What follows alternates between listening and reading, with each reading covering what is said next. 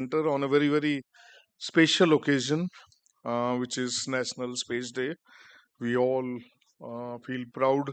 Today is a big day in the history of science and technology. So far, India is concerned, ISRO is concerned, space science is concerned, and we are contributing our bit to this grand celebration throughout the country. Just now, we have inaugurated one small exhibition about ancient astronomy to modern horizons. You people can visit later on after the lecture. We have already full day workshop which we have planned, and now we'll be having a lecture. And that lecture is on India in space. Very well goes with the today's topic. We have achieved a lot, no doubt about that. From 63 to say 23, 2023, 1963 to 2023, a span of over 60 years, a lot has been have been achieved. A lot. That is reflected some of them achievements in that exhibition also, which I leave it to you later on, because now we have a very important lecture by none other than Professor M. N. Vahia. uh, for many of us, he doesn't need any introduction. He is a friend of Science Center, particularly Nehru Science Center, associated with this Science Center, I think more than 40 years, sir. Yeah, uh, has been a guiding force, well connected with us when we used to do this International Science and Engineering Fair. He used to be part of committee, chairman of that selection of projects. Several lectures in this auditorium he has delivered on in powers of 10 0 Chandrayaan. When in fact 2003, when this Chandrayaan landing was there, he was present on that same day with his lecture in this auditorium only. He's has been associated with us as chairman of our planning and programming committee.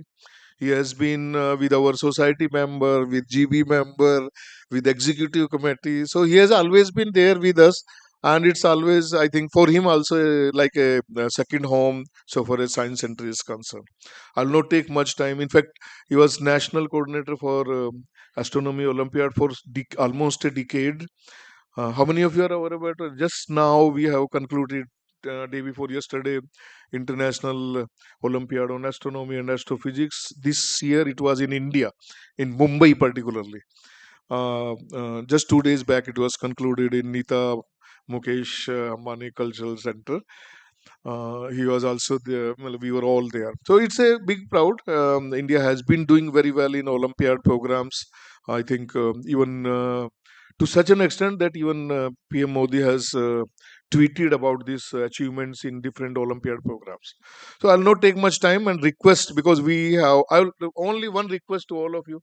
How you can, I think you can. Okay. Yeah, some so that you can quickly take your seats and be very attentive in the lecture. Try to note down. Then we can have at the end some of the lectures. Professor Vahia delivers one lecture in Olympiad, Astronomy Olympiad, about physics, which goes on for almost 8 hours continuously. 8 hours, and I have attended twice or thrice that lecture. So sometimes we have given in this auditorium an opportunity. Sometimes he challenges, okay, whether you stop asking question, or I will tired answering them. But I don't know. Today we may not have much time, but he is always available if you have any questions. At the end, we'll take up some of them, and let us see how long we can, because we have other programs as well. Okay, so I'll invite Professor Vaya, sir, please, and I will request all of you. Yes, mic, caller mic.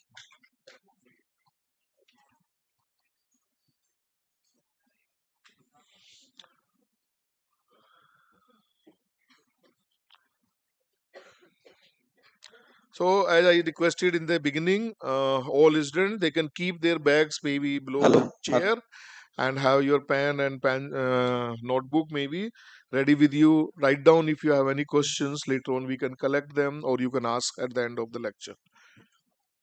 Sir. एकदम fancy में. Hello.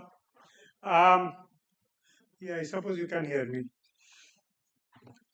So good morning, all of you. So what we are going to do today is to talk about India in space, India space program. Um, it has become actually so large now that it is difficult to cover it in 1 hour talk. So I might exceed a little, but I'm going to only briefly mention many subjects like the latest NICER. I'm not even going to talk about. And I'm sort of dragging my feet because I want these seats to be ready before I start talking. And I can I change slides from here? हाँ हाँ PPT load कर दो. The latest PPT, no?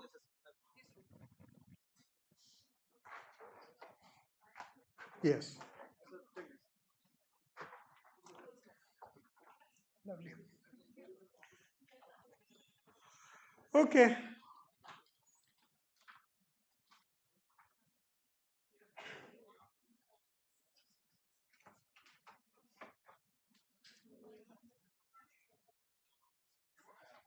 Nope.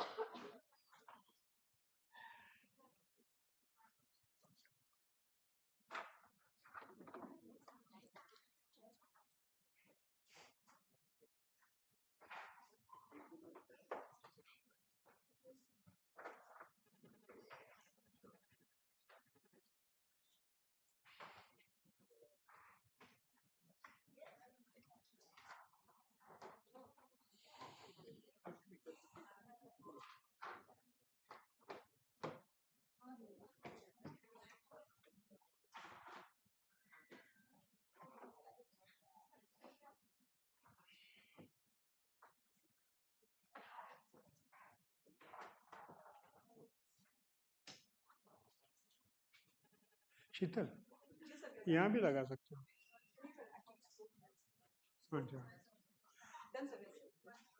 No problem. My pleasure. Can you see the screen?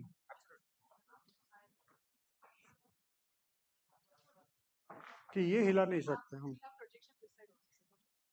Oh, यहाँ भी. Okay, fine. No problem. No problem at all. Okay. So shall we start talking? Good.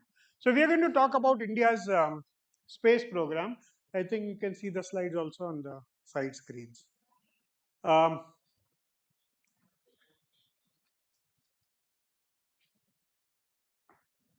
कुछ गड़बड़ है. Hmm. Huh. So the question is, why go to space? What is this? After all, there are only 5 or 6 countries or agencies in the world who go to space. And the first question is, why bother to go to space? I mean, आप हवाई जहाज में चले जाओ, you go in a plane, you can see the landmass. And why go to space? And why very few countries have gone to space or even bothered to go to space? One reason why you can go to space is communication. Imagine if you have a satellite in space which also goes around the earth in 24 hours. You go around in 24 hours, the satellite also goes around in 24 hours. So you can use it as a great reflector. What it does is that if I'm on, for example, either side of a mountain, I can send a signal up to the satellite and the satellite can reflect it back to the ground. So communication wise, there is really a huge boon to have satellites. The second is that whatever you do, an aircraft will rise and or rather take off and land in a fixed amount of time. And the best you can do, even if you use a balloon or something, is a few hours at a time. On the other hand, a satellite can sort of keep observing the Earth for you for years together. 8 or 10 years is typically a reasonable number. And once you have a satellite that is looking at the Earth, you can see how your resources are distributed. कहीं बरसात है, whether there is rain, whether there is monsoon, whether there is iron in the soil, whether you can do mining, a whole bunch of things you can do once you have something in space. You can also do disaster management. So if you have a detailed map of somewhere where earthquake has happened or cloud burst has happened, you really don't have to wait for data from the ground or from the place where damage has happened because you can take a satellite image and check on that. You can certainly use it for defense because you can make out what your enemies are up to, and to an extent, you can plan your defense. Then there is a lot of astronomy to be done, astronomy and space sciences to be done, for which satellites and interplanetary missions are useful. Astronomy is one, visiting distant worlds is another, and so on. So there are multiple uses of going to space. So the question is, why isn't everybody going to space? And the question is whether it is easy to go to space. And the answer is no. The answer is no, because it costs 1,000 rupees to launch 1 gram into space, and nobody has a 1 gram satellite. Everybody has a ton of more, and so it is 2 rupees per, for a country like ours. It is not all that expensive, but for most countries, it is simply too expensive, because typically you would have a satellite which is 1,000 kilogram, and you're talking about 100 crore just to put that object in space. 100 crores. Now, typically the numbers are 250 crores, but each launch, just the rocket that will take your object into space, costs 250 crores. Not many countries can afford. If you have an economy as big as India's, then of course it is not too much of money, and we can afford. The second thing is that whatever you do, a rocket is small. The top of the rocket typically is a cylinder about 2 meters in diameter, and you have to fit your satellite inside that. You can go slightly bigger than that, but we are still talking about 2-3 meters in size. Even if you take the biggest vehicle, the space shuttle, is about 10 meters or 12 meters in diameter. You can't send big objects in space. If you want to send a big object in space, you have to send small objects and then sit and connect them. So the volume is limited. It does not have power. It has to take power only from solar cells. So you put solar cells on the side, and that is all the power you have. So the volume is limited, the power is limited, the weight is limited. Also, the launch is very violent. You can imagine if a car you are sitting in suddenly jerks and starts, you get a jerk, and that you feel is bad. This rocket goes from 0 kilometers per second to 16 kilometers per second, or 11 kilometers per second, in a matter of 15 minutes. Okay, going from zero, stationary, to 11 kilometers per second in a matter of 16 minutes. So the launch is extremely violent. It can seriously break a satellite, in the sense that there was a time when Russians used to test their satellites by throwing them down from a third floor onto a cement concrete flooring. And you can imagine, from third floor, if you jump on a cement concrete surface, human beings would essentially die. We can't take that kind of pressure. It sees suns directly in the heat. If you think 34 degrees or 35 degrees in Mumbai summer is bad, it gets much worse in space, because there is no protection from the atmosphere, there is no shadow, and so you see the sun directly in your face, and that is not easy. Plus, sitting in space is like sitting in a nuclear reactor. The amount of radiation that you see is so immense. And of course, a satellite cannot be repaired. In the whole history of human race, when we have sent up thousands of satellites, only one satellite has been repaired, and that was the Hubble Space Telescope. There is no, and Hubble Space Telescope itself was a technological wonder. So another wondrous amount of money had to be spent to repair that satellite. But that's the only case where repair can be done. So you have to send something in an extremely violent manner, in an extremely hostile environment, and because you have spent so much money, it should work for at least 10 years or more, so that the money, at least the useful uses, can be made. So space is neither easy to go to nor cheap to go to. It's neither easy nor cheap. Even the rocket itself, like I said, is expensive, and then once you go to space, of course, the whole parameter space changes. And so going to space has two parts. One is the rocket that takes you to space, and the other is the object that you leave in the space. Just to give you a bit of history, Vikram Sarabhai was the man who started. It started in Tumba, which is a small church in the east coast. The first rocket was launched in 1963, and these were very small rockets. They just went 100 kilometers into the atmosphere and came back. The first Indian satellite was called Aryabhatta, and the image I showed you was of Aryabhatta, and that was flown in 1975. It was an inclined orbit. This number you will appreciate a little later. It was about circular orbit, and it lasted in space for a year. We didn't launch it. It was launched by the Russians for us. It says Russia.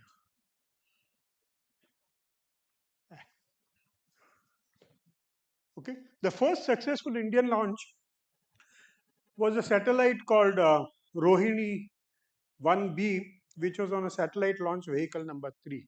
In the sense that the first model, first design of launch vehicle was not strong enough, second one was not strong enough. Satellite launch vehicle 3, SLV 3, was heavy, capable enough to take up object into space, and even then Rohini was just 35 kilogram. A 35 kilogram object was put into space in July 1980, uh, but that didn't work. So the one that really sorry, it went in July 1980, and it lasted for about 10 months. But at least we could launch on our own. And that is how the story begins. Before that, there was one unsuccessful launch. This is how ISRO operates. So ISRO has its headquarters in Bangalore, and then it has various stations. Um, so Udaipur, Jaipur, etc., are simply data receiving centers. We make our rockets at Tiruvananthapuram, and we launch them from Sriharikota over here. And the advantage of Sriharikota is that it has a huge lake separating a small island-like structure from the mainland. So in case something goes with the rocket, it is much safer. And second thing we will see is that typically rockets are launched in the eastern direction. If you launch a satellite say from here, then it has to cross the whole Indian landmass. And if something goes with the rocket, you have serious problem. So the idea is to launch from the east and go straight into the space. For reasons I will come to a little later, if you do it from Kanyakumari, then when the rocket goes down, it is not a particularly safe trajectory. So also there are no comfortable islands from which you can launch, which is at Sriharikota.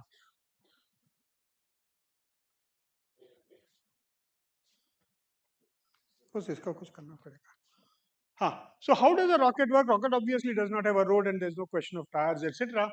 It is simply a question of throwing a lot of mass down, and when you throw a lot of mass down, the rest of the mass goes up. It's very Newton's first law of motion. When you throw something out, the top part goes up. You must have all made this water bottle rockets, and that's the same thing that happens. The only thing is here, whatever is inside is coming out, so it is not very efficient. In rocket, what you do is you burn fuel, make massive amount of extremely hot gas, make it come out, and that is how your rocket goes up. The physics idea is the same. It does not change. You have to have something in which you create massive amount of mass, throw it out at very high velocities, which is hot gases, and the rest of it goes up. And the technique or technology lies in how to create these hot gases. What India does and what most countries do is to have a wax-like substance over here. It's actually a candle wax. And in the center of the candle wax, there is a hole into which you send a flamethrower. And when you send a flamethrower, the candle burns, and essentially that candle throws out a lot of hot gases and the rocket moves. It is a dumb way of doing things because you cannot control the fire once you've lit the wax. But it is cheap and it is very efficient. At the second stage, where you want to control the movement of your record, you don't do this. So you have a rocket sitting on top of a rocket, and the second rocket is exactly like car fuel. It takes petrol and oxygen and burns it to give you additional pressure. But when you have a liquid fuel rocket, that rocket is easy to maneuver. So that is why you have second rocket on top of one rocket. Nobody uses a single rocket to go to space. Every rocket has rocket on top of a rocket on top of a rocket, and they are called stages. So the first stage rocket is essentially wax. The second stage rocket is essentially liquid, and in the case of PSLV, as we'll see, the third stage is also again solid, and then you have a fourth stage, which is again liquid. So you have solid, liquid, four rockets sitting on top of each other, and that is what makes the complete rocket that you see. India has had a whole series of space vehicles. SLV 3 was the first one. PSLV is our current workhorse. Sorry, GSLV is our current workhorse, but PSLV is also very heavily used. Why is PSLV called PSLV? Why is GSLV called GSLV? We will look at a little later. But this is India's most powerful rocket, but it can only take about uh, 3.5 to 4,000 kilograms into space. Okay, we can't do much. I mean, we can do what all we have been doing so far. But for example, if you want to send somebody into space, as Gaganyaan will do, or if you want to set up a factory on the moon, we need a much stronger, heavier rocket, which can take much greater amount of weight. So today, for example, or yesterday evening, ISRO chairman has announced that India, by the year 2035, will have a rocket capable of taking 80 tons into space, and the rocket will be 40 stories tall. So India is making a major leap in terms of satellite launch technology. Another thing India is doing now is that satellite making is something that we understand so well. So they want private sector to do all this while they focus on rocket and rocket engines. But this is currently the strongest rocket we have, capability of about 3.5 to 4,000 kilograms. And in rockets, you also see some of these rockets are straightforward. Some of these rockets have something stuck on the side. And that just gives you an extra boost at the beginning of your launch. So in many launches, for example, in this case there are two, there can be four, or there can be as much as 6 side rockets to carry the initial weight into space. Okay, so let us look at satellite launch vehicles. We have two major launch vehicles called GSLV and PSLV. Uh, Overall length GSLV is 49 meters, PSLV is 42 meters.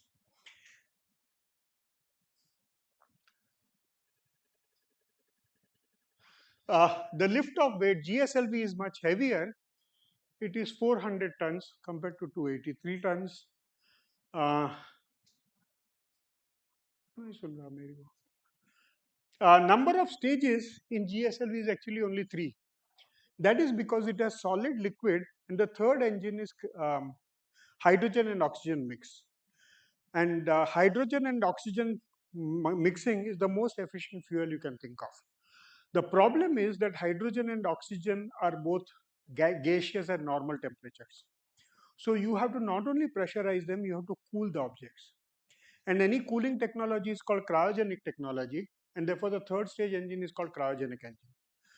It essentially cools hydrogen and helium, hydrogen and oxygen to temperatures below 100 degrees Kelvin, that is minus 173 degrees centigrade or so that they can remain in liquid form and then they can be launched. So the third stage here in the heavier rocket is cryogenic engine, because cryogenic engine is heavier, but it is capable of carrying more weight and is better controlled and more efficient. Compared to that, PSLV has 4 stages for solid liquid, and its capacity is low. This 2000 has now been pushed to 4000. IRS still does 1,000 kilograms. Okay, the orbit is very odd. GSLV puts objects into orbit of 180 kilometers by 36,000 kilometers. Well, this one is 800 kilometers circular orbit. Why? We will come to as we talk about satellites. Okay, this is what PSLV looks like. 4 engines sitting on top of each other. So this is the main engine. There are some supporting engines occasionally. Then there is a second engine. There is a third engine. At the top is the fourth engine. And then you have satellite right on the top. Now compare the size of the satellite compared to the size of the rocket. Okay, it is less than a tenth of it. And each of these has various kinds of control mechanism. And we will see, I think I have the launch sequence of these things. These are okay. These are the two stations we have, both at Sriharikota. This is looking at one station from the other one. So the first original one that India had was like this. This has the entire capability. You can climb up and down and you can make your satellites and bring them. And once the satellite was ready on a roller or a railway track, it would be brought outside and then launched. So a lot of satellites are launched like this. The second machine is the second station is a little more sophisticated. It has this tower with arms. And so you assemble your rocket one on top of each other. And once you are ready, you remove the arms, and you launch your rocket from there. But launches its rocket, India assembles its rockets through this vertical pile-up. So take the first rocket, put the second one on top, put the third one on top, put the fourth one on top, and then you're ready to go. Americans, for example, make their entire rockets horizontal and then lift it up. Okay. So this is the time sequence. Now I know this is all numbers and tables, but I want you to look at this. I want you to look at, so this is time zero. Okay. And this is time in seconds. 100 seconds is 1.5 minutes, a little more than 100.5 minutes. 6,000, of course, is 16 minutes, 6,700 seconds. Then this may not interest you, but look at the time. Look at the velocity. So it starts once it is fired, it moves at 850 meters per second, eventually going all the way to 7.67 kilometers per second. Okay, so it goes from 0 to 7.8 kilometers. And this is PSLV C4. This is not launching a satellite, it is just sending a satellite into an orbit around the Earth at about 800 kilometers. And you can see the altitude. So this is at ground level. It goes all the way to 506 kilometers. In this particular requirement, the satellite was required to be at 500 kilometers. So you have this sequence. So starting with zero velocities, starting with time zero, in 16 minutes, it goes from ground level to 500 kilometers, and its initial velocity at start is just 400 meters per second. It goes to 7.5 kilometers per second in a matter of 16 minutes. Okay. So 109 second is 1.8 minutes. 262 seconds in 4.5 minutes. It is already at stage 2. At this one, stage 1 is the first rocket. Stage 2 is the second rocket. Stage 3 is the third rocket. The first rocket burns only for 109 seconds. Okay, 1 minute and what 40 seconds. The second one burns a little longer at 262 seconds, and the third one burns for 497 seconds. So 8 into 12 into 14 seconds. The entire 250 crore rocket burns exactly for 16 minutes and then it is gone. Okay, it is not an easy thing to have. And sorry, this is how the rocket looks like. Like I said, the first stage with supporting action, and the second, third, and fourth. Okay, when the rocket is launched from Sriharikota, if you go back and look at your geography class, there is a patch between Indonesia and Australia where there is entire water mass. So the 16 minutes for which the rocket is launching the satellite, it essentially remains over water, and that's why Sriharikota is so good. And within that 16 minutes, if something goes wrong with the rocket, it will essentially fall on water and not on any landmass, which is what makes it good. So it launches from here, and then the first stage is thrown into water, second stage is thrown into water. And in our initial experiments, we actually eventually brought down people after the third stage. You can launch a satellite into three possible orbits. You can make it go around the equator, you can make it go around the poles, or you can have something in between. And each of these has an advantage, in the sense that if you do it at equator, and if you put it in a manner where it goes around the Earth once in 24 hours, you have a geostationary satellite, the satellite that is stationary with respect to the Earth. Unfortunately, that requires you to go 36,000 kilometers. And that is why you go a little further away. But a satellite in this orbit will go around the Earth once in 24 hours at geostationary orbit. This one is polar satellite launch vehicle because it goes on pole to pole. And the advantage of going to pole is that if I'm at the pole and if I look down, the Earth spins on its own. I don't have to do anything. To look at the Earth, I just have to keep looking down because the Earth will show its different phases over time. And this is about at 800 kilometers. If you launch, you get 90-minute orbit, and therefore you can scan the whole globe in one day. And that is why rocket that launches satellites into this orbit is called PSLV, Polar Satellite Launch Vehicle. It goes to 800 kilometers and is less powerful. These are geostationary satellite launch vehicles. They have to go take the satellite to 36,000 kilometers.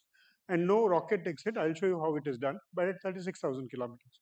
The rockets that launch our geostationary satellite is called GSLV. The intermediate orbit is something that space people don't want. So astronomers use this orbit, put their satellites in that orbit, so that they can look at the universe without being bothered.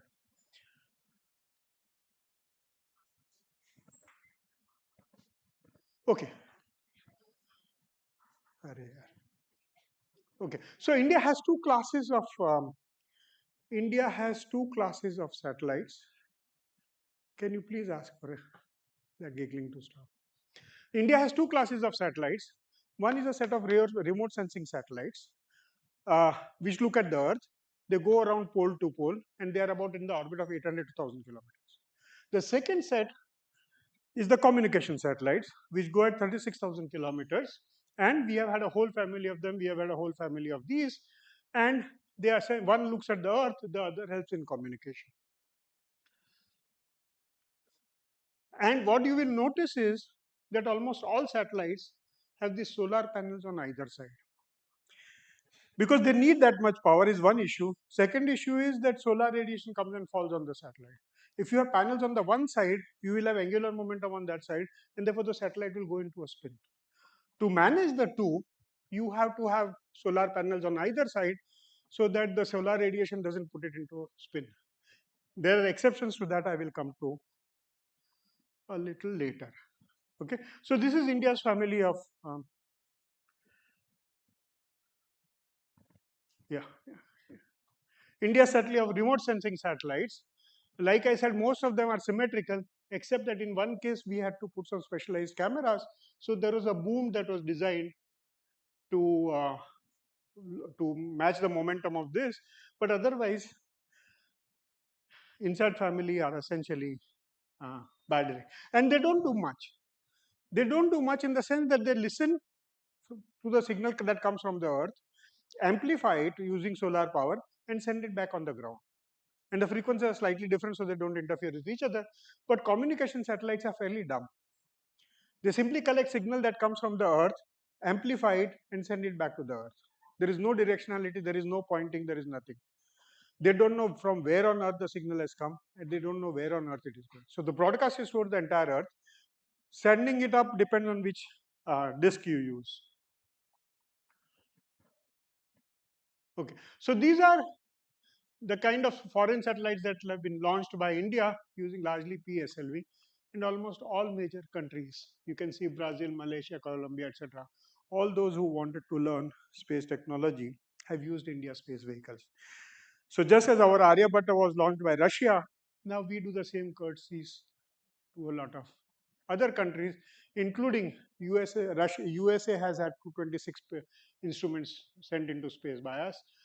Canada has had some, United Kingdom, Germany, Singapore, and then a whole bunch of countries. Everybody who wants to learn how to use satellites in space.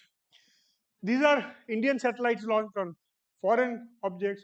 So Ariane 5, which is a which is a European space agency, has launched the maximum number of our payloads. Others, Russians have done a fair amount of help. American, we have only used Delta and the space shuttle, on which we had one experiment. But essentially, um, that's how we have launched. From the others, there's a typing error here, but apart from that typing error, we have so far launched 132 space missions on 102 rockets. 9 were re-entry missions because we wanted to test something. 18 were satellites that were raised by private players or students. 433 foreign missions have been flown, and 2 launched as special facilities by ISRO. So we have a fairly vibrant space program. If you have a communication satellite, you can use it for telephone, television, business communication, mobile, whatnot, a whole bunch of things. So geostationary satellites are difficult to reach, but they're very useful. So I don't know. Okay. What remote sensing satellite does is that apart from going into orbit over poles, it also flies at what is called 10 o'clock orbit. So every time it looks down, the local time is 10 o'clock. And 10 o'clock in the morning is when people are moving around, world is active, etc. So in optical light, if you look at the earth, you know how much activity is going on where. On the other hand, at 10 o'clock at night, most people are asleep. All the optical radiation, reflection, etc. is done, and you get a lot of infrared emission, which tells you what is not only on the surface but below the surface. And therefore, the 10 o'clock at night orbit will tell you what is happening below the surface of a building or a landmass, and 10 o'clock in the morning will tell you how the people are working in the place you are working at. Just to give you an idea, a satellite at 36,000 kilometers is moving at 3 kilometers per second. Okay, it has a typical visual range of 1 kilometer, it has accuracy of 1 kilometer, and so its precision should be 6 seconds of arc in pointing. 1 degree, 60 minutes is 1 degree, 60 seconds is 1 minute, and you're talking about 6 second accuracy, 1/10 of a minute of a degree. That is the kind of pointing precision remote sensing satellites need. On the other hand, 800 kilometers remote sensing satellites are moving at 8 kilometers per second, but they want a precision of resolution of 1 meter, which means they must have a pointing accuracy of 0.25 seconds of arc. Earth is so small to them that they have to be extremely well focused to be able to do it. It is like focusing 1 rupee coin at a distance of 1 kilometer. That's how small it is. And that is why space technology is not everybody's cup of tea. This is the city of Mumbai. This is Haji Ali. You are sitting somewhere here, and Mumbai airport is over here, and so on. And you can see the precision with which you can do it. There's another advantage of going to space. Okay, so for example, if I just take a picture, photographic picture of from space, really there is not much information I can get. It looks like a photograph. But now, if I say that, wait a minute, I correct for all the atmospheric problems between the Earth and us, then I get an image which is a little more constructed. But now I can be even more precise. I can say that I only want to see chlorophyll production on the surface of Earth. And then the scenario completely changes. You realize that there is very little chlorophyll over here. If there is very little chlorophyll, there are going to be very few fish. Fishing in this area won't get you much. On the other hand, fishing here is a very useful thing to do. And if I have a dynamic map on a given day, I know exactly where I should go fishing on that day to catch maximum number of fish. And that is why you can imagine this is the Gujarat coast, this is the region of permanent conflict between India and Pakistan because this is close to Karachi. So India fishermen being tempted over here are taken by Pakistan Navy and stuff like that because it is one of the richest areas in terms of fishing. Outside Bombay, just off Mumbai, you will not get too many fish. India did another re-entry experiment in 2014 on particular launch vehicle. कुछ गड़बड़ हो गया. Okay, we launched a space return vehicle. We sent something in space and brought it down on Earth. This is about 500-kilogram object, and that is how we have developed this technology. That if you send somebody into space, you have to bring them down safely, and that is what we did in 2014. So we've been systematically accumulating the information. India has two GPSs. So you all use GPS systems for your phones, etc. And that is an American system. The problem with having a foreign system is that the foreigners can always switch it off. So during Kargil war, for example, Americans did switch off the GPS for that area, and our armed forces had difficulties. So since then, India has developed two space-based remote sensing system. One is called Gagan, which is used for airports, etc., to make the aircrafts land safely, aircrafts and ships. The second one is called Navik or IRNSS, which is the one that our armed forces would use uh, in case of a conflict. Both are working, both are in space. Okay, and IRNSS is particularly interesting. So Navik Navik is Gagan is a fairly straightforward system. There's a whole bunch of satellites which are controlled by one geostationary satellite, and they advise the aircraft on landing. Navik has two satellites which are in geostationary orbit but slightly off the equator, so they go up and down. And there are three other supporting satellites. And together, they give you the GPS accuracy of a meter or so, which is useful for your missiles and your defense systems. Then India, of course, has space science, quests, and it can't be quarter to two. Okay. India has used space science for a variety of mm, uh, purposes. India's first dedicated astronomy satellite was called Astrosat, and it consists of this kind of payloads, plus it had two solar panels which were released when it went into space. So on the ground you contract it, in space when you go, you expand it. And it has given some phenomenal results in terms of astronomy. I don't have time to go into the astronomy of each of this, but you've got detailed maps of various objects, various objects in star clusters. We have various kinds of galaxies. We have seen various time changes. We have seen various special events in space. Then, of course, the great thing is going to moon. And before India launched its first mission to moon, 123 missions had gone. 56 of them had failed. So more than half the missions to moon actually had failed. 52 missions were simply flyby. Moon was just on the way to they're going somewhere else. 68 missions had orbiters, 11 had landers and impactors, that is Apollo 11, 12, 13 to 19.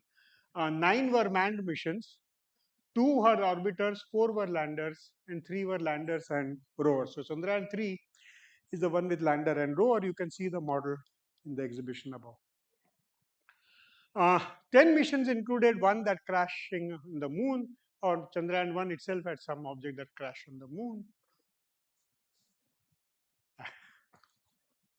Okay, so our first attempt was made on August 1957, which did not succeed. So first successful mission was in September 1959, and Chandrayaan 1 was launched on October 21st, 2008, and at that time it was the 115th mission. Chandrayaan 1 was 1300 kilograms when it started, out of which 675 kilograms reached the moon because the rest of it was fuel which was burnt for going to moon. It had a 100-kilometer orbit. It was launched in October 2008, landed in November. In 312 days, it completed whatever 3,400 orbits, and it was supposed to last for 2 years, but something went wrong after 300 days, so the mission was restricted to 312 days. It had a small 29 kg impactor, which actually went and fell on the moon. And the mission ended on August 29, 2009, about 10 months into the mission. It had 5 instruments from India, 6 from NASA, and so on. Primary objective was to create a three-dimensional map of the moon, and I will show you how successful that mission was. So India does not have a powerful rocket. So we don't send our missions directly to moon. What we use is we use Earth as a slingshot. So every time it is closest to Earth, you fire a rocket so that it becomes even more elliptical orbit until it becomes so elliptical that it becomes a lunar transfer orbit, and eventually the moon catches it. And I'm going to let you see the movie. Okay, you can see that it takes a long time to reach them, and that's how it worked. Okay, then at low Earth orbit again it was fired and taken to a lower orbit. Okay, so this was what our Chandrayaan 1 looked like. This is the last picture. This is a picture of moon Chandrayaan took soon after leaving the Earth, and these are the pictures of the moon that it derived. A picture like this you would think is not very informative, but when you convert it to false color, you can see the difference. The tallest piece over here is 618 meters above sea level, and the lowest one here is 400 meters. So it's a kilometer from peak to peak. on the surface of the moon, and this is obviously an impact crater. Something has fallen into the moon at a very high speed, thrown up a lot of material that has created that secondary mountain in the center. But essentially, this is a crater, impact crater of moon, and there are smaller ones all over the place. Moon is littered with that. This is the mission. This is the reason why Chandrayaan 1 will always be remembered, because it identified water on the moon for the first time. We did not know there was water on the moon. And if you look at the moon surface, the water does not appear, but we showed that on the poles of the moon, there is water. You will see missing data because this data was supposed to be filled in during a later mission, later orbits, but that didn't happen. So in 312 days, Chandrayaan 1 established once and for all that there was water on the moon. If you look at if you look at the surface of the moon directly, you really don't see water on the moon. But because Chandrayaan 1 had specialized detectors that could look for water, the hydroxyl molecules, it could see that hydroxyl molecules, OH molecules, were evaporating from under the surface of the moon, and that is how they established the moon map, water map on the moon. The first mission to do that. 139 missions had gone earlier. Chandrayaan was the first one to identify water on the moon. Chandrayaan 2 was a follow-up mission. Originally, it was supposed to carry a lander to be made by Russia. But Russia eventually backed out for a variety of reasons, and we had to develop the lander on our own, so it took a little longer. It also went up on GSLV rocket. Okay, it was launched 11 years later after the Chandrayaan 1 on 22nd July 2019. It used the moon in August, and then it put its lander on the surface. It was supposed to, rather, it released the lander to go on the surface of the moon on September 7th. Unfortunately, that lander crashed. So they had these four motion sensors which are supposed to take the lander down, and one of the motors misbehaved, and the machine tilted and eventually died. So even though it had one orbiter, it had one lander and one rover, the lander rover pair didn't make it. It crashed on the moon.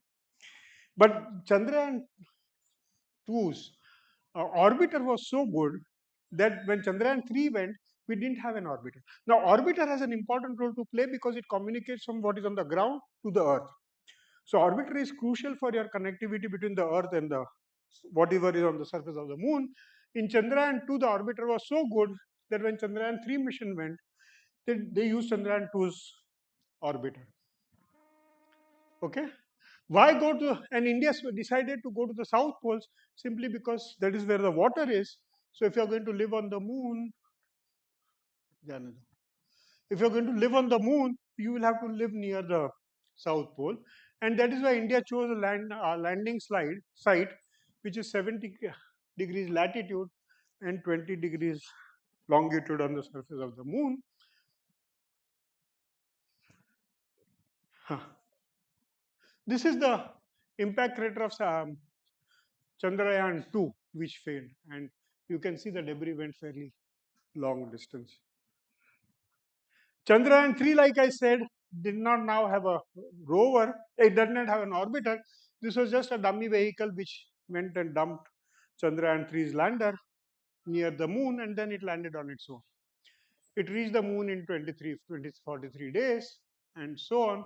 It used the orbiter of Chandrayaan 2 for communication, and this is where it landed. And you can see how rough the surface is. And it is not easy to land in a surface like this, because if you make slightest error, your vehicle can topple. This is where Chandrayaan 3 landed. This is the picture of that site before the landing, after the landing, and you can see that the Chandrayaan 3 had landed.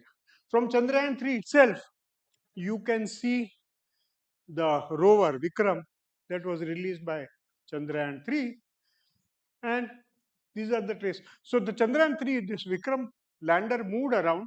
At some stage, it came to this crater, which was considered dangerous, so it came back. And that is how you can see the track of Vikram on the surface of moon. What did we learn from moon? We of course got a very good 3D map of the moon. We established that the moon surface is still dynamic, things are changing. We showed that there is water on the moon. We got a detailed mineral map of the moon, and we uh, we established that the moon was once built with very hot molten lava, and it has all kinds of volcanic eruptions. So we got a lot of information about the history of moon as well as the current stage of the moon, and people are still analyzing this data. Next, of course, was our mission to Mars. And just in case you think it's easy to go to Mars, before India launched Mangalyaan, there were 49 missions to to Mars. The first one was launched in 1960, never made it. The first successful one was in 1964, which eventually reached Mars on 65. Since then, there have been 13 flyby missions and 16 lander missions. India's mission didn't have a lander. 4 missions included rovers. 27 of those 49 failed. So again, 50% failure. So Mangalyaan was launched on November 5, 2013 and reached on September 24, 2024. It traveled 200 billion kilometers leaving from the Earth, or it traveled 6 lakh kilometers per day, 600,000 kilometers per day.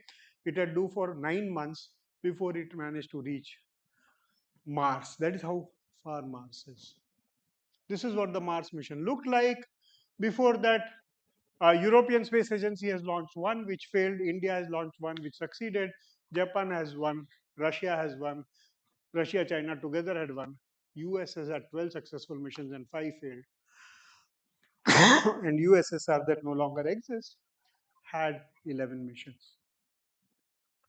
This is what Chandrayaan Mangalyaan looks like. If you want to see it, you can see it on the 1,000 rupee note. Uh, the major objective was to reach the Mars, because reaching Mars is like going and hitting a 5 rupee coin at 20 kilometers per second with a grain of sand which is itself moving at 6 kilometers per second. Okay, you are talking about horrendously difficult set of numbers, and that is why 50% of them failed. So Mars orbiter was entirely designed by India, and you have to check a whole bunch of capabilities. First of all, launch, of course, is the issue. Second is that it has to cruise for 300 days at 2 lakhs kilometers per day. You have to make sure that it entered Mars's orbit and didn't overshoot. And then it had to move around Mars and give us pictures of moon. And you have to have a whole bunch of technologies. Because you must find that 5 rupee coin in this space that is so vast. And that is not an easy technology. So we had to do a whole bunch of communication, navigation, etc. Okay, to explore Mars's surface features, we just wanted to have a camera which could give detailed images of Mars. So it had 5 different payloads weighing about 10 kilograms, and this is how it orbited the moon. When it left the Earth was there, and the moon was there. There on the top is the moon, the Earth is here, and after that swinging using slingshot, it was released from the Earth's gravity by on 1st December, and then rather 13th December, and then it did all this to come here. When they met over here. When they met, the Earth was over here. So Earth had almost come 300 days means it had almost completely completed it one orbit. 365 days is one orbit. So the Earth had gone from there all the way circled and down here. Mars had gone from there to over here, and we managed to get it inserted in space. It was 500. The orbiter itself was, when it left from here, it was 1,300 kilograms. Eventually, it landed on Mars with, I haven't written down that number, but few hundred kilograms. And it had 5 instruments. And it put it in an orbit around Mars, which is 365 kilometers by 80,000 kilometers. Okay. So this is the picture of the Earth that Mars mission gave us as it left the Earth, and you can see that it's a pretty picture by all means. This is the first picture of Mars that Mangalyaan got, and then things got only better. So this is the largest volcano on Mars. Its full 3D view can be seen. Oh God. These are the valleys on on Mars. I'm going to skip this part of the story, but essentially there are lots of pretty pictures of Mars, and we have a pretty good idea about the geography of Mars now. Like I said, on a 1,000 rupee note, you can 2,000 rupee note, you can see it. Then this is the mission that we flew to the moon. Flew to the sun. I beg your pardon, Aditya 1, and Aditya 1 has an interesting orbit. So you have the sun over here, you have the earth over here, and there is a point here where the gravity of the earth and the sun is the same, and so that if you put something over here, that will also go around the sun once in 365 days. So with respect to earth, it is stationary, and it is continuously seeing the sun. There is no question of obstruction from the earth because it will simply go around like that. And this point is called the inner Lagrangian point, where India put its first mission, which looked at the sun. This is what that mission looked like. Now, of course, the sun would be far more aggressive on it, so the whole thing is covered in gold foils and the two solar panels. These are the first pictures of the sun that it got in various wavelengths, starting with optical all the way to X-rays. It has a magnetometer which tells you the magnetic field of interplanetary emission and so on. Then another Indian experiment which is interesting is that we try to grow plants in space. So there was a special mission just dedicated to growing plants on in space. It is called CROPS 1, and there they had multiple orbits. So on December 24th, it looked like this. You can't see very well from there, but essentially by the end of January 25, that is in about 7 days, you could see the plant growth happening in the. So we know, sorry, we know how to.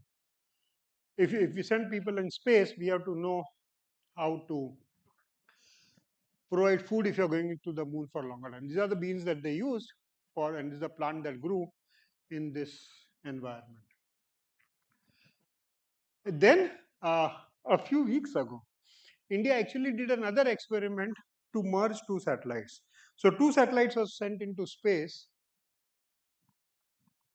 okay, on January 2025, and their whole idea was that the two satellites should go and touch each other, connect to each other with connectors and all, and then separate out and connect again.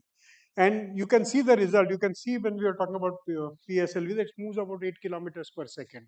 So these two objects are moving at 8 kilometers per second, and if they collide like billiards ball, essentially they'll destroy themselves. So you had to make sure that while moving at 8 kilometers per second in space, their velocity with respect to each other was as close to zero as possible once they were sufficiently close. So you brought them at 8 kilometers per second, gradually slowed them down until they were very, very slow. And at a few meters per second, they would eventually connect in such a way that the connector from one would go into the connector of the other. And there was transfer of electricity from one to the other just to test that the connectors and everything had worked. And this experiment worked so well that in fact ISRO connected them, then disconnected them, and 8 days later again connected them to make sure that we fully understood the technology. No, thank you. Uh, so essentially all this was done in order to connect them, and you can't see it very well over here, but one of them actually had a boom which actually went and grabbed the other satellite for meeting. Okay. Then we have the very ambitious Gaganyaan. The first flight without a human being is scheduled for the end of this year, where we will actually put 3 astronauts into space, and they will remain in space, I think, for 9 days or something before they come back on Earth. The original experiment module I already told you was tested in 2014. Now we are getting ready to put man in space. The first man in space we often forget is actually not the current Subhendu. It is not Subhendu. It is Rakesh Sharma who went up on a Russian mission. He was a test flight pilot, a very nice gentleman, and he was the first one to go into space. Now, of course, we have Subandhu and all that. These are the 4 people who have been selected for the Gaganyaan mission, and they'll go up in space sometime in the middle of next year. So these are the missions India is now planning in the coming future. Gaganyaan 1 is scheduled for 2025. Gaganyaan 2, which will actually have uh, both are unmanned flights. Gaganyaan 3 will have the test flight with crew. We are also planning a Venus orbiter mission, a Mars orbiter mission, Gaganyaan 2, and we are also planning to go back to the moon, because at some stage moon will be good for mining and we want to make sure we are there. The other thing that everybody in space business has to worry about is the dust. Remember that I told you that rocket throws out hot fuel and goes up. But that hot fuel becomes garbage in space. There are these little droplets of oil and petrol and paint and whatnot, which is floating in the space, and which can, if it and moving at 8 kilometers per second, it can really break another satellite. The space debris is a huge problem. This is the ground level, that is 1800 kilometers, and at about 800, 900 kilometers, we have a large number of objects in the size scale of a few millimeters to a few meters, which can be dangerous to the space. And this is what the space debris looks like. So at present, this is the condition, the amount of debris that is there in space, and in near future, it is going to become impossible to penetrate without worrying about your rocket hitting one of the debris. So the big problem is we are doing it, we are trying to do it. India, so all the space going countries, India, European Space Agency, America, Russia, China, and Japan, are all worried about it and they are doing it. India now has a special mission by which schools or college children can propose small satellites on ISRO's rockets. And there are various specialized agencies, private players who are coming in. So there's one supported by Tata Group, there are some one supported by uh, Walchand Nagar Industries and so on. All of them are trying to come make their own satellites. The bottom line is that India is one of the most extensive space programs covering both communication satellite, remote sensing satellites, and interplanetary missions. And its astronomy program is also magnificent with great successes. And India's space scientists are, of course, looking forward to more challenges in the future. Thank you very much. If you have any questions, you can.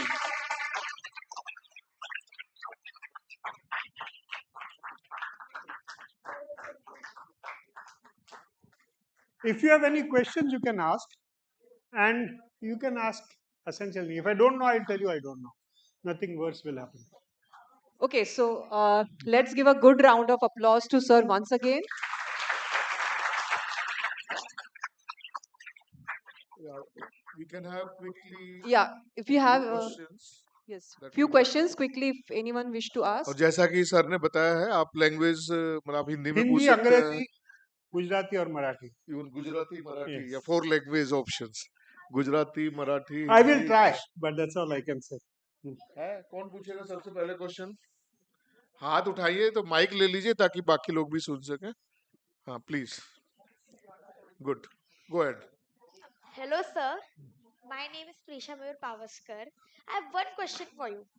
Sir, if we I have a somehow question. reduce like the private missions into space, then would the space debris like get lesser? No, every time you send a mission, you are increasing the debris in space. A dead satellite is a debris. The fuel that is used to send a rocket is a debris. So every time you send something in the space, you are making more kachra in space, basically. Sir, but my question is, if we like reduce the private missions to space, then would If you reduce private missions, well, I mean, if you do nothing in space, then no, there is no debris.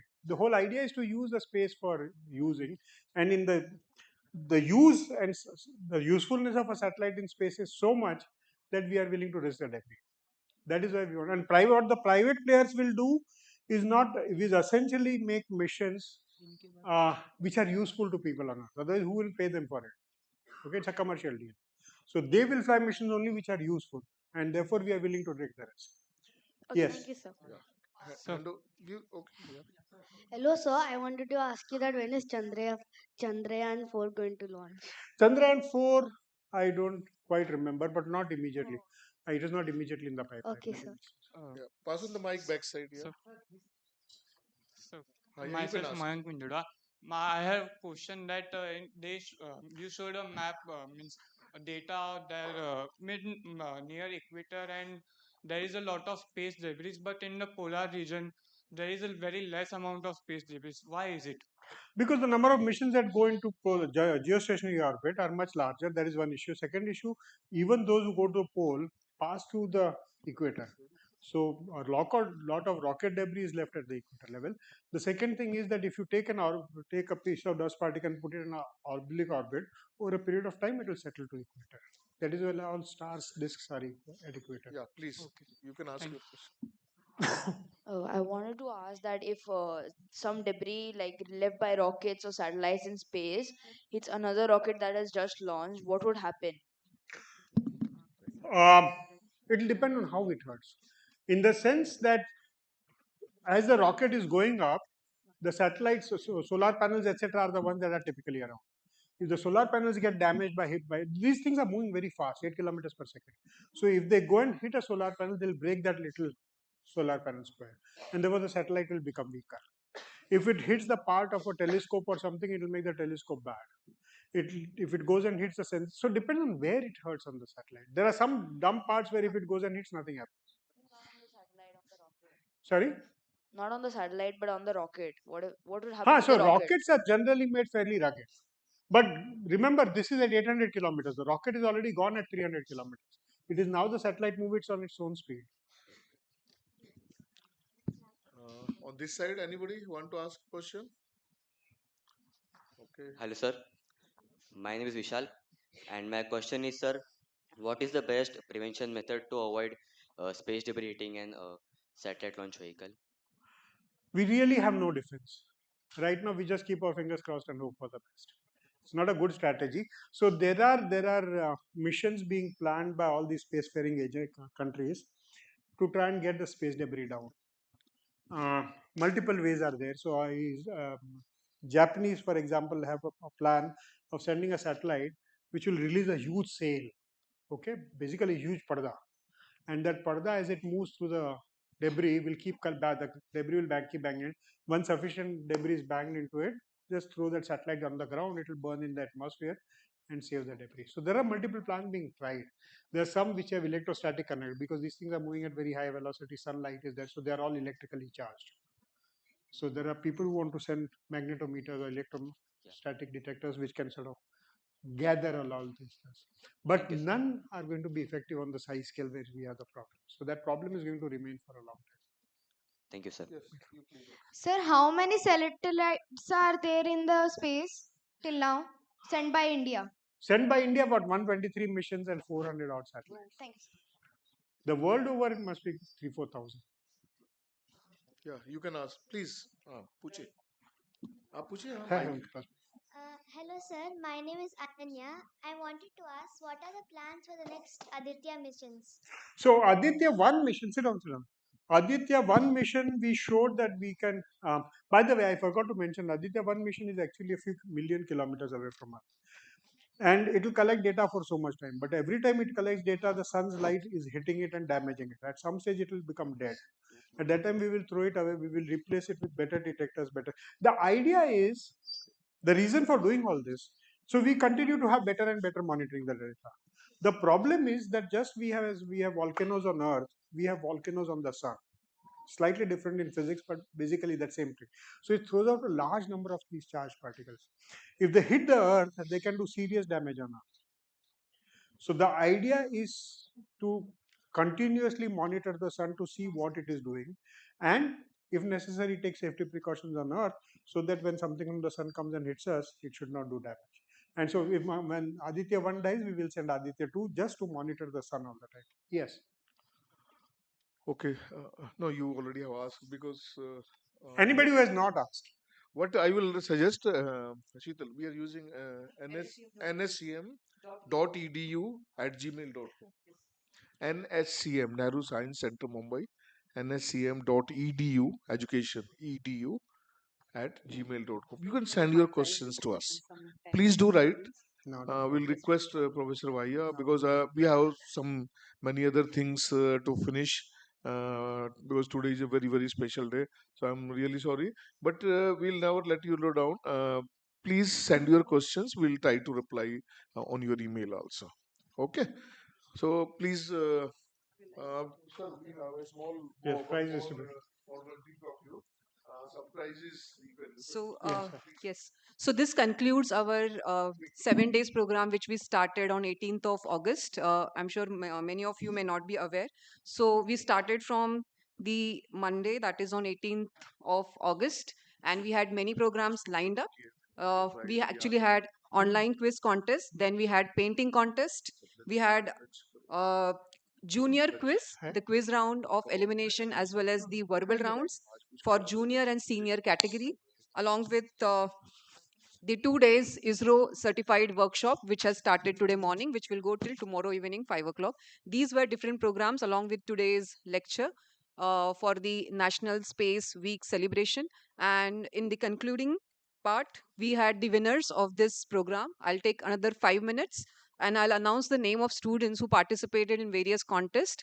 If they are present, quickly raise your hands and move towards the uh, stage. I'll request Professor Mayank Vahia sir and our director to please distribute these prizes to students. I'll request Yogesh to please quickly come on the dais and hand over the prizes to the both the dignitaries. The first category is of painting. The